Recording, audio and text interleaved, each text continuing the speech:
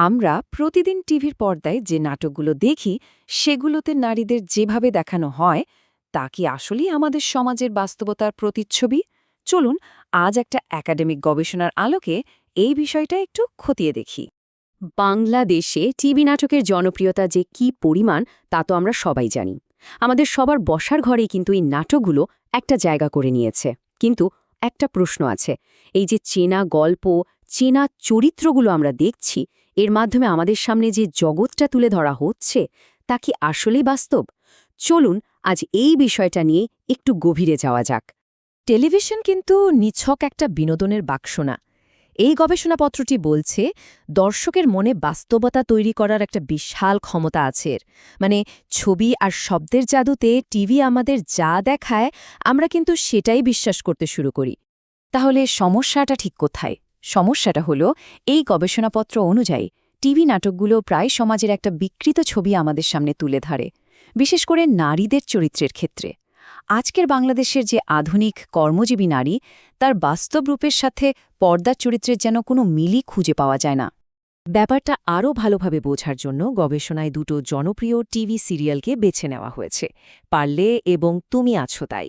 চলুন তো এক ঝলকে দেখে নেওয়া যাক এই নাটকগুলোতে নারী চরিত্রদের ঠিক কিভাবে আঁকা হয়েছে। এই পয়েন্টগুলো দেখলেই কিন্তু ব্যাপারটা একদম পরিষ্কার হয়ে যায়।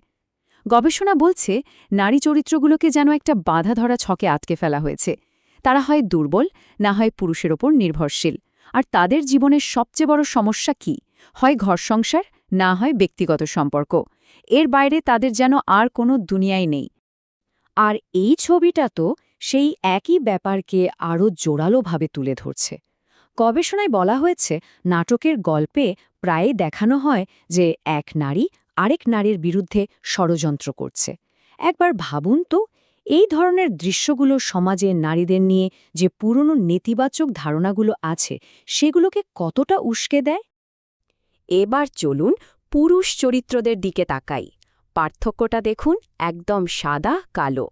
পুরুষদের দেখানো হচ্ছে ব্যক্তিত্ববান, বুদ্ধিমান আর কর্তৃত্বপরায়ণ হিসেবে। আর তাদের পেশাগত জীবনেও কত বৈচিত্র্য, যেটা কিনা তাদের ক্ষমতার প্রতীক হিসেবে কাজ করে। এই কথাটা নাটকের লিঙ্গীয় বৈষম্যকে যেন চোখে আঙুল দিয়ে দেখিয়ে দেয়।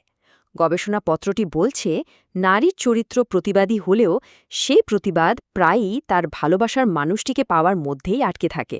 ফলে কি হয়, পর্দায় নারী পুরুষের মধ্যে ক্ষমতার একটা অসম সম্পর্ক তৈরি হয়, যা আমরা হয়তো নিজের অজান্তেই গ্রহণ করে নিই। তো এতক্ষণ তো গেল পর্দার ভেতরের গল্প, কিন্তু আমাদের আসল বাংলাদেশে কি ঘটছে চলুন এবার নাটকের এই কাল্পনিক জগতের সাথে আমাদের বাস্তবতার একটা তুলনা করে দেখি। এবার একটু এই তুলনাটা দেখুন। পার্থক্যটা খেয়াল করেছেন? কি বিশাল একটা গ্যাপ! একদিকে টিভির পর্দায় নারীদের দেখানো হচ্ছে শুধুই গৃহিণী হিসেবে, আর অন্যদিকে আমাদের দেশের বাস্তব চিত্রটা কি? 33.5% নারী এখন কর্মক্ষেত্রে। আর আমাদের অর্থনীতির যে মূল চালিকা শক্তি মানে গার্মেন্টস শিল্প, তার 80% কর্মীই তো নারী। ভাবা যায়, পর্দার জগতের সাথে বাস্তবের এই আকাশ পাতাল তফাতটা কিন্তু আমাদের অনেক কিছু নিয়ে ভাবতে বাধ্য করে। সংখ্যাটা একবার ভাবুন, 1,82,00,000। এরা কিন্তু কোনো বিচ্ছিন্ন উদাহরণ নয়, এরাই বাংলাদেশের অর্থনীতির আসল চালিকা শক্তি। অথচ আমাদের জনপ্রিয় নাটকগুলোতে এই কোটি কোটি কর্মজীবী নারীর বাস্তবসম্মত কোনো প্রতিফলনই নেই। ব্যাপারটা এমন যেন তাদের কোনো অস্তিত্বই নেই। এখন প্রশ্ন উঠতে পারে, এতে কি আসে যায়? এটা তো শুধুই একটা নাটক, তাই না? পর্দার এই ভুল ছবিটা কি আমাদের বাস্তব জীবনেও কোনো প্রভাব ফেলে? গবেষণাপত্রটির যুক্তি হল এর প্রভাব বেশ গভীর। দর্শকরা যখন দিনের পর দিন পর্দায় নারীকে একই রকম দুর্বল চরিত্রে দেখেন, তখন তাদের কাছে এটাই স্বাভাবিক বলে মনে হতে থাকে। আর এর ফলে সমাজে নারীর ভূমিকা নিয়ে যে পুরনো ধ্যানধারণাগুলো আছে সেগুলোই আরও শক্তভাবে গেড়ে বসে। এই চক্রটা একটু ভালোভাবে খেয়াল করুন। প্রথমে নাটক আমাদের একটা গতানুগতিক চরিত্র দেখায়। আমরা দর্শকরা সেটাকে স্বাভাবিক বা আদর্শ হিসেবে গ্রহণ করি। ধীরে ধীরে সেটাই হয়ে ওঠে সামাজিক প্রত্যাশা। আর সবশেষে এই প্রত্যাশাগুলোই বাস্তব জীবনে নারীদের সুযোগ আর সম্ভাবনাকে সীমিত করে দেয়। তার মানে মিডিয়া শুধু সমাজের আয়না নয়, এটি সমাজকে গড়ে তোলারও একটা ক্ষমতা রাখে। বিষয়টা কিন্তু শুধু গল্প বা সংলাপে সীমাবদ্ধ নয়, এই ছবিটায় একটা খুব সূক্ষ্ম কিন্তু শক্তিশালী দিক তুলে ধরেছে।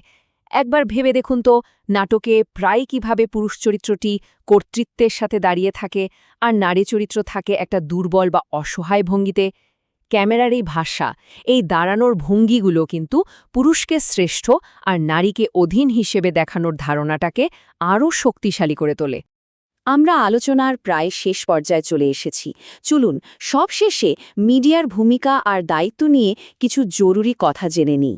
এই কথাটাকেই আজকের আলোচনার সারমর্ম বলা যেতে পারে। গবেষণাটি বলছে, বাস্তবে যখন নারীরা শিক্ষা, চাকরি সব ক্ষেত্রেই এগিয়ে যাচ্ছে, তখন গণমাধ্যমেরও দায়িত্ব হল নারীর এই বদলে যাওয়া বাস্তবতাকে পর্দায় তুলে ধরা। শুধু বিনোদন দেওয়াই নয়, সময়ের সাথে সমাজকে সঠিক পথে চালিত করাও কিন্তু মিডিয়ার একটা বড় দায়িত্ব। এই প্রশ্নটা দিয়েই আজকের আলোচনা শেষ করছি।